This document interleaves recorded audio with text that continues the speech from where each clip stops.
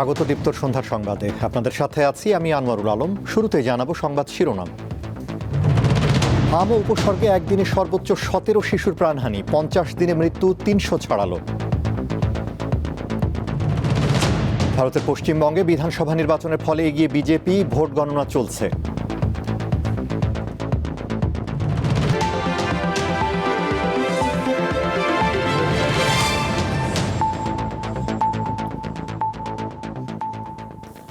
এবারে বিস্তারিত। হাম ও হামের উপসর্গ নিয়ে আরও 17 শিশুর মৃত্যু হয়েছে। দেশে প্রথম হাম শনাক্ত হওয়ার পর শিশু মৃত্যুর সংখ্যা গত 50 দিনের মধ্যে আজই সর্বোচ্চ। 15 শিশুর মৃত্যু হয়েছে হামের উপসর্গ নিয়ে। অপর 2 শিশুর হামে মৃত্যুর বিষয়টি নিশ্চিত করেছে স্বাস্থ্য অধিদপ্তর। 17 শিশুর মধ্যে 12টি শিশু ঢাকা বিভাগের আর 5টি শিশু চট্টগ্রাম বিভাগের। এ নিয়ে 50 দিনে দেশে হাম ও উপসর্গ নিয়ে মৃতের সংখ্যা 311-তে দাঁড়িয়েছে। এর মধ্যে হামের উপসর্গ নিয়ে 259 শিশুর মৃত্যু হয়েছে আর হামে মারা গেছে 52 শিশু। হামে মৃত্যুর মিছিল কমছেই না। বাংলাদেশে হামের এই পরিস্থিতিকে উচ্চ ঝুঁকিপূর্ণ হিসেবে চিহ্নিত করেছে বিশ্ব স্বাস্থ্য সংস্থা। চিকিৎসকরা বলছেন, মৃত্যুর অন্যতম কারণ অপুষ্টির পাশাপাশি আইসিইউ সংকট। তারা জানান, উপজেলা পর্যায়ে যদি আইসিইউ চালু রাখা যেত তাহলে অনেক শিশুর প্রাণ বাঁচানো সম্ভব হতো। হাম এবং হামের উপসর্গ নিয়ে প্রায় 250 শিশু মারা গেছে, যাদের অধিকাংশই নিউমোনিয়ায় আক্রান্ত। চিকিৎসকরা বলছেন এদের জন্য প্রয়োজন ছিল আইসিইউ, কিন্তু দেশের সরকারি হাসপাতালগুলোতে শিশুদের জন্য প্রয়োজনীয় আইসিইউ না থাকা এবং থাকলেও তার জন্য পূর্ণাঙ্গ ব্যবস্থা না থাকাই শিশু মৃত্যুর অন্যতম কারণ। এমনই একজন শরীফুল ইসলাম 8 মাসের সন্তানকে রাজধানীর সংক্রামক ব্যাধি হাসপাতালের আইসিইউ বা নিবিড় পরিচর্যা কেন্দ্রে রেখে উদ্বিগ্ন হয়ে পায়চারি করছেন বারান্দায়। পেশায় বাস চালক শরীফুলের বাড়ি মানিকগঞ্জে। জানালেন, সন্তানকে হাসপাতালে ভর্তির ভোগান্তি। মানিকগঞ্জে ভর্তি ছিল প্রাইভেট হসপিটালে। ওইখানে আপনার 11 দিন ছিল। তার পরবর্তীতে জ্বর হওয়ার পরে ওইখান থেকে মুন্না হসপিটালে নিয়েছিলাম। মুন্না হসপিটালে বলছিল যে রুগী এখানে রাখা সম্ভব না, ঢাকাতে নিতে হবে। পরবর্তীতে ওইখান থেকে আপনার শিশু হাসপাতালে আনছিলাম এবং আইসিইউ নাই, আইসিইউ লাগবে। পরবর্তীতে ওইখানে সিট নেওয়ার পরে আমরা লালমাটিয়া ক্রিটিক্যাল হসপিটাল ওইখানে রাখছিলাম আইসিইউতে 3 দিন। কিন্তু 3 দিনে আমাদের অনেক টাকা খরচ হয়েছে, প্রায় আপনার 70 থেকে 80 হাজার টাকা। আর ওইখানে চিকিৎসার মানও তেমন ভালো পাই নাই, মানে 3 দিন রাখার পর কোনো উন্নতি পাই নাই। আর ওই জন্য এখান থেকে নিয়ে আসলাম। এই হাসপাতালে সমাজসেবা অধিদপ্তরের ছোটমণি নিবাসের 14 শিশুকে ভর্তি করানো হয়েছে, যাদের হাম ও চিকেন পক্স হয়েছে। এদের মধ্যে একজন গতকাল মারা গেছে। বাচ্চাদের শরীরে হাম আর চিকেন পক্স উঠছে, সেই জন্য নিয়ে আসছে এখানে। ঢাকা মেডিকেল নেওয়া হয়েছিল, কিন্তু ঢাকা মেডিকেল থেকে এখানে রেফার করছে, বলছে এখানেই ভালো হবে। চিকিৎসক জানিয়েছেন, যে শিশুটি মারা গেছে তার নিউমোনিয়া সহ অন্যান্য জটিলতা ছিল। এই ধরনের রোগীদের জন্য আইসিইউ প্রয়োজন। আমাদের এখানে আইসিইউ শিফটিংয়ের প্রথম কারণই হচ্ছে যে যাদেরকে আমরা বেশি বেশি মনিটরিং প্রয়োজন। আর আইসিইউতে আরেকটা হচ্ছে যে অক্সিজেন ডেলিভারি যে প্রসেসটা, সেটা ওয়ার্ডের চেয়ে ভালো আছে। সুতরাং যাদেরকে ওয়ার্ডে অক্সিজেন দিয়ে অক্সিজেনের মাত্রা ঠিক রাখা যাচ্ছে না, তাদেরকে আমরা আইসিইউতে শিফট করি। হাসপাতালের তত্ত্বাবধায়ক বলেন, আইসিইউ থাকলেও নেই পর্যাপ্ত ভেন্টিলেশন, শয্যাসহ জনবল বাড়ানো প্রয়োজন। আইসিইউ সাপোর্টের ভিতরে আপনার ভেন্টিলেটর দরকার হয় এরকম অনেক সময়, যে কৃত্রিম শ্বাস দেওয়ার জন্য, যেটা আমাদের 1 বছরের উপরে বাচ্চাদের আছে, কিন্তু 1 বছরের নিচের বাচ্চাদের জন্য কোনো ভেন্টিলেটর নাই। আমাদের ভেন্টিলেটর লাগবে, একটা হলেও আমরা একটু চালাই নিতে পারতাম। আর কিছু সিস্টার দরকার সাপোর্টের জন্য, কারণ যে সিস্টার আছে ওরা আসলে গত মার্চের 15 তারিখ থেকে এত র্যান্ডম ডিউটি করতেছে, ওদের আসলে কোনো রেস্ট নাই। তিনি জানান, 2021 সালে উপজেলা হাসপাতালগুলোতে 2 শয্যার আইসিইউ করা হয়েছিল। জনবল সংকটে সেগুলো এখন বন্ধ হয়েছে। লাবণী গুহ, দীপ্ত সংবাদ, ঢাকা। সংরক্ষিত আসনের সংসদ সদস্যরা দেশ ও গণতন্ত্রের অগ্রগতিতে ভূমিকা রাখবে বলে আশা প্রকাশ করেছেন বিএনপি মহাসচিব মির্জা ফখরুল ইসলাম আলমগীর। সোমবার নবনির্বাচিত সংসদ সদস্যদের নিয়ে বিএনপির প্রতিষ্ঠাতা শহীদ রাষ্ট্রপতি জিয়াউর রহমান এবং সাবেক প্রধানমন্ত্রী বেগম খালেদা জিয়ার কবরে শ্রদ্ধা নিবেদন শেষে তিনি এই আশাবাদ ব্যক্ত করেন। শপথ গ্রহণের পরদিন ত্রয়োদশ জাতীয় সংসদের সংরক্ষিত নারী আসনের বিএনপি থেকে নির্বাচিত ৩৬ জন সংসদ সদস্য দলের প্রতিষ্ঠাতা শহীদ রাষ্ট্রপতি জিয়াউর রহমান ও সাবেক প্রধানমন্ত্রী খালেদা জিয়ার কবর জিয়ারত করেন। এ সময় তাদের সাথে ছিলেন বিএনপি মহাসচিব মির্জা ফখরুল ইসলাম আলমগীর এবং চিফ হুইপ নুরুল ইসলাম মনির সহ কেন্দ্রীয় নেতারা। নতুন সংসদ সদস্যদের চোখে মুখে ছিল আগামীর প্রত্যয়। বাংলাদেশের বিভিন্ন জায়গায় যে অনিয়ম, দুঃশাসন, সমস্যা, সেই জায়গাগুলোকে আমি তুলে ধরতে চাই এবং জাতীয় আন্তর্জাতিক পর্যায়ে বাংলাদেশ যেখানে শোষিত হয় সেই শোষণের বিরুদ্ধে আমি কথা বলতে চাই। একটা ন্যায়পরায়ণ বাংলাদেশ, একটা মানবিক বাংলাদেশ ইনশাল্লাহ গড়ে তুলব, যেখানে নারীদের নিরাপত্তার পাশাপাশি সকল নাগরিকের নিরাপত্তা নিশ্চিত করা হবে ইনশাল্লাহ, এবং আইন নিয়ে বিভিন্ন পলিসি নিয়ে সেই জায়গায় কাজ করার জায়গা আছে আমাদের। নারী ক্ষমতায়ন, গণতন্ত্র উত্তরায়ণ, সমান অধিকার এবং সেই যুবক, ছাত্র, শ্রমিক থেকে শুরু করে সমস্ত পর্যায়ে আমরা কাজ করে যাব, সেটাই আমাদের প্রত্যাশা। গণমাধ্যমের সাথে আলাপকালে তারা নারীর অধিকার রক্ষা এবং সামাজিক বৈষম্য দূর করার ওপর গুরুত্ব আরোপ করেন। মাদক, সন্ত্রাস, যে যার মধ্য দিয়ে আমরা নারীরা, শিশুরা সবচেয়ে বেশি আক্রান্ত হচ্ছি, তার প্রতি অবশ্যই দৃষ্টি রাখবো এবং দুর্নীতি যেভাবে সমাজকে একেবারে নিম্ন পর্যায়ে গিয়ে ধরে ফেলেছে, সেই দুর্নীতির বিরুদ্ধে প্রতিরোধ গড়ে তোলার ইচ্ছা আছে। আসলে পারফেক্টলি কিভাবে আমরা সেভ করতে পারি, কোন জায়গায় তারা অত্যাচারিত হচ্ছে, সেখানে আমাদের কি, আমি এটাকে এই সময়টাকে আমি সুযোগ বলবো না, আমি দায়িত্ব বলবো। যেই প্রত্যাশা, যেই আশা নিয়ে জনগণ তাকিয়ে আছে এবং আমাদের মাননীয় প্রধানমন্ত্রী, বিএনপি নীতি নির্ধারকরা আমাদের যে দায়িত্ব দিয়েছেন, আমরা যেন সেই দায়িত্ব পবিত্রতার সহিত একদম পরিপূর্ণভাবে সততার সহিত যেন পালন করতে পারি। বিএনপি মহাসচিব আশা প্রকাশ করেন নারী আসনের সংসদ সদস্যরা সাহস ও নিষ্ঠার সাথে জনগণের অধিকার আদায়ে কাজ করবেন।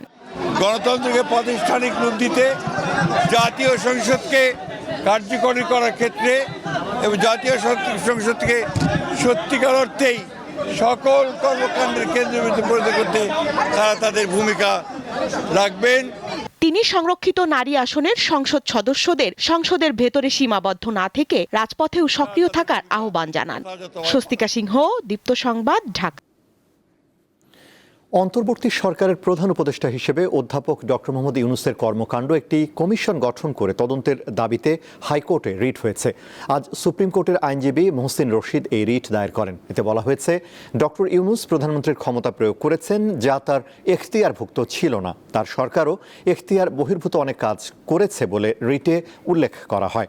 আগামী রবিবার বিচারপতি আহমেদ সোহেলের নেতৃত্বে হাইকোর্টের দ্বৈত বেঞ্চে এই রিটের শুনানি হতে পারে বলে জানান রিটকারী আইনজীবী। সরকারের যে অপকর্ম আছে, এইটা তদন্ত হওয়া দরকার দেশ আর রাষ্ট্রের খাতিরে। ওনারা কোনো তদন্ত করেন না, যার জন্য আমাকে এই রিট পিটিশনটি ফাইল করতে হয়েছে। স্লিপ দিয়েছি, রোববারে ইনশাল্লাহ এইটা আসবে। পাবনার রূপপুর পারমাণবিক বিদ্যুৎ কেন্দ্র থেকে জাতীয় গ্রিডে বিদ্যুৎ যোগ হওয়া এখন শুধু সময়ের ব্যাপার।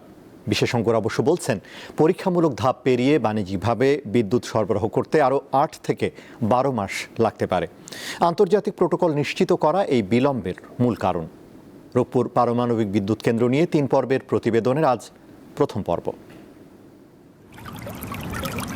পদ্মাপাড়ের রূপপুরে এখন সাজ রব। দৃশ্যমান অবকাঠামো পেরিয়ে প্রকল্পটি এখন জ্বালানি লোডিং ও পরীক্ষামূলক উৎপাদনের চূড়ান্ত পর্যায়ে। তবে এই বিদ্যুৎ সাধারণ মানুষের ঘরে পৌঁছাতে অপেক্ষা করতে হবে আরও প্রায় ১ বছর। কেন এই দীর্ঘসূত্রতা? বিশেষজ্ঞরা বলছেন, পারমাণবিক বিদ্যুৎ কেন্দ্রের প্রতিটি ধাপ অত্যন্ত সংবেদনশীল। বর্তমানে যে অনুমোদন পাওয়া গেছে তা মূলত কমিশনিং বা পরীক্ষামূলক উৎপাদনের জন্য, কিন্তু বাণিজ্যিকভাবে বিদ্যুৎ বিক্রি বা গ্রিডে পূর্ণ শক্তিতে সরবরাহের জন্য প্রয়োজন নতুন আন্তর্জাতিক সনদ। এই যে পরীক্ষামূলকভাবে অপারেশন করলো, এই যাত্রায় কোনো ত্রুটি বিচ্ছুতি কীভাবে তারা সমাধান করলো, ত্রুটি বিচ্ছুতি হলো কি না, হলে কীভাবে সমাধান করলো, সেগুলো রেকর্ড করে রিপোর্ট তৈরি করবে। এটাকে আমরা বলি ফাইনাল সেফটি অ্যানালাইসিস রিপোর্ট। ওই রিপোর্টকে আমলে নিয়ে বিশ্লেষণ করে তখন রেগুলেটরি বডি চূড়ান্তভাবে লাইসেন্স দেবে বাণিজ্যিকভাবে উৎপাদন করার জন্য শতভাগ সক্ষমতা। শুধু কাগজের অনুমোদনই নয়, কারিগরিভাবেও রয়েছে নানা ধাপ। কয়েক মাস ধরে চলে কয়েক স্তরের নিরাপত্তা পরীক্ষা বা সেফটি অডিট। রিঅ্যাক্টরের ভেতরের চেইন রিঅ্যাকশন নিয়ন্ত্রণ থেকে শুরু করে টারবাইন ও গ্রিড সিনক্রোনাইজেশন প্রতিটি ক্ষেত্রে নিখুঁত ফলাফল নিশ্চিত করতে হয়। এই দীর্ঘ পরীক্ষা নিরীক্ষার যে প্রক্রিয়াটা, যে 8 মাস হোক, 10 মাস হোক, 12 মাস হোক, এটা খুবই সেন্সিটিভ, খুবই ক্রিটিক্যাল, কারণ এটাই হবে চূড়ান্ত শেষ পরীক্ষা নিরীক্ষা।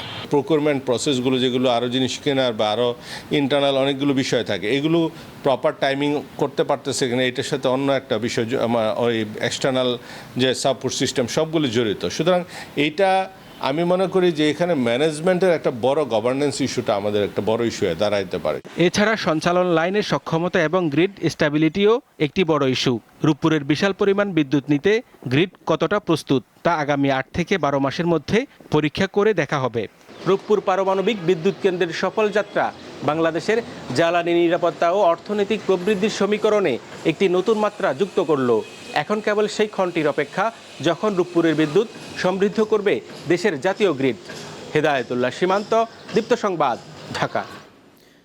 যুক্তরাষ্ট্রের সঙ্গে বাংলাদেশের সই করা বাণিজ্য চুক্তির বৈধতা চ্যালেঞ্জ করে হাইকোর্টে একটি রিট দায়ের করা হয়েছে। রিটের চুক্তিটিকে অযৌক্তিক, কাঠামোগতভাবে অসম এবং বাংলাদেশের জাতীয় স্বার্থ পরিপন্থী দাবি করা হয়েছে। আজ আইনজীবী মোহাম্মদ মইদুল ইসলাম পলক রিটটি করেন। আইনজীবী সুবীর নন্দী দাস তা আদালতে উপস্থাপন করেন। রিটে বিবাদী করা হয়েছে পররাষ্ট্র, অর্থ ও বাণিজ্য মন্ত্রণালয়ের সচিবদের। চলতি বছরের 9 ফেব্রুয়ারি অর্থাৎ জাতীয় সংসদ নির্বাচনের 3 দিন আগে যুক্তরাষ্ট্রের সঙ্গে এই বাণিজ্য চুক্তি করে ডক্টর ইউনূসের নেতৃত্বাধীন অন্তর্বর্তী সরকার। চুক্তিটি অসম বলে দাবি করছে বিভিন্ন মহল। যুক্তরাষ্ট্রে ফ্লোরিডায় নিহত বাংলাদেশি শিক্ষার্থী জামিল আহমেদ লিমনের মরদেহ জামালপুরে তার পৈতৃক বাড়িতে দাফন করা হয়েছে। বাদ মাগরিব পারিবারিক কবরস্থানে তার লাশ দাফন করা হয়। এর আগে সকালে 8:45টার দিকে লিমনের মরদেহ দেশে এসে পৌঁছায়। সেখান থেকে গ্রামের বাড়ি জামালপুরের মাদারগঞ্জের লালডোবা এলাকায় নেওয়া হয়। ওয়াশিংটনের বাংলাদেশ দূতাবাস জানিয়েছে, যুক্তরাষ্ট্রের স্থানীয় সময় শনিবার রাত 8:50 ফ্লোরিডার অরল্যান্ডো আন্তর্জাতিক বিমানবন্দর থেকে লিমনের মরদেহবাহী বিমান দেশের উদ্দেশ্যে ছেড়ে আসে। গত বৃহস্পতিবার টাম্পা বে এলাকায় তার জানাজা হয়। জামিল আহমেদ লিমনের সঙ্গে হত্যাকাণ্ডের শিকার হন আরেক পিএইচডি শিক্ষার্থী নাহিদা সুলতানা বৃষ্টি। আগামী 2-3 দিন ভারী বৃষ্টি বা অতি ভারী বৃষ্টিপাত হতে পারে বলে জানিয়েছে আবহাওয়া অধিদপ্তর। তবে দেশের সমুদ্র বন্দরগুলোতে কোনো সংকেত নেই। আগামী 24 ঘন্টায় ঢাকা, ময়মনসিংহ, সিলেট সহ দেশের বিভিন্ন স্থানে বজ্রসহ বৃষ্টি হতে পারে বলেও পূর্বাভাসে বলা হয়েছে। আগামী আরও 2-3 দিন ময়মনসিংহ, ঢাকা, খুলনা, চট্টগ্রাম, সিলেট বিশেষ করে এই বিভাগসমূহতে আগামী 2-3 দিন আরও এইরকম মাত্রার বৃষ্টি হওয়ার সম্ভাবনা রয়েছে। আর আগামীকালকে সারা দেশে তাপমাত্রাটা হয়তো কিছুটা বৃদ্ধি পেতে পারে। ময়মনসিংহ, টাঙ্গাইল ও নাটোরে সড়ক দুর্ঘটনায় 7 জন মারা গেছে, আহত হয়েছেন বেশ কয়েকজন। সকালে মুক্তাগাছা থেকে ময়মনসিংহগামী বালু বোঝাই ট্রাকের সঙ্গে সিএনজি চালিত অটোরিকশার মুখোমুখি সংঘর্ষ হয়। এতে ঘটনাস্থলেই অটোরিকশার 3 নারী যাত্রী নিহত হন। আহত 5 জনকে ময়মনসিংহ মেডিকেল কলেজ হাসপাতালে নেওয়া হলে সেখানে চিকিৎসাধীন অবস্থায় আরও 1 জনের মৃত্যু হয়। এদিকে ভোর 5:15টার দিকে ঢাকা টাঙ্গাইল যমুনা সেতু মহাসড়কের রাবনা এলাকায় ট্রাক ও পিকআপ ভ্যানের সংঘর্ষে 2 জন নিহত হয়। আহত 2 জনকে টাঙ্গাইল জেনারেল হাসপাতালে ভর্তি করা হয়েছে। এদিকে দুপুরে নাটোরের লালপুরে ট্রাকের চাকায় পিষ্ট হয়ে এক মোটরসাইকেল আরোহীর মৃত্যু হয়েছে। পর্যাপ্ত রোদের দেখা না মেলায় চরম বিপাকে পড়েছেন সুনামগঞ্জের হাওর অঞ্চলের কৃষকরা। ডুবে যাওয়া জমি থেকে ধান কাটার পর তা শুকানো যাচ্ছে না। চোখের সামনে কষ্টের ফসল নষ্ট হতে দেখে দিশেহারা হাজার হাজার কৃষক।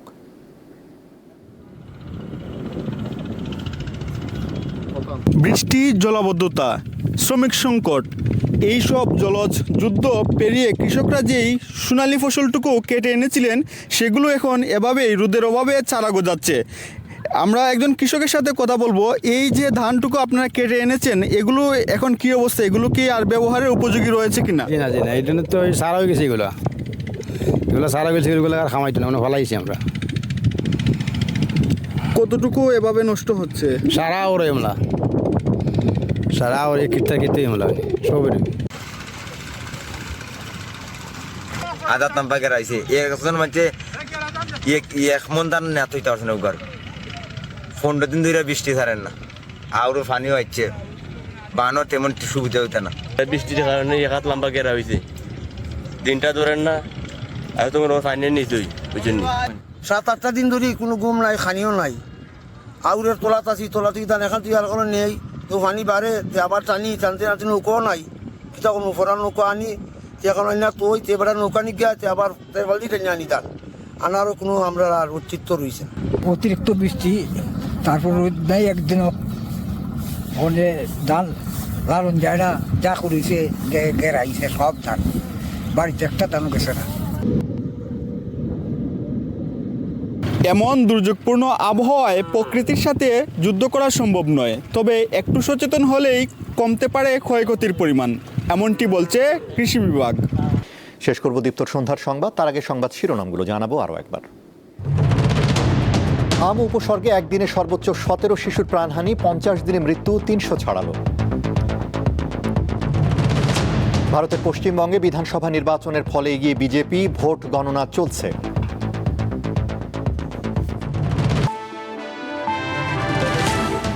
এই ছিল এখনকার মতো আমাদের পরবর্তী দীপ্ত সংবাদ রাত 11টায় দেখার আমন্ত্রণ। এছাড়া আরও তথ্য ও বিনোদনের খবর পেতে যুক্ত থাকুন দীপ্তর ডিজিটাল প্ল্যাটফর্মগুলোতে। ধন্যবাদ।